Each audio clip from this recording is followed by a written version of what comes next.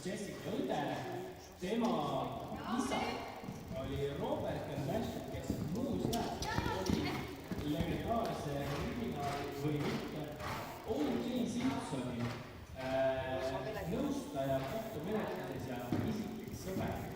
Ehk siis see on väga huvitav teadmine kõigile teile, kallid televaatajad, pealtvaatajad, ning ka plassid. Et meist kõigist võib saada üle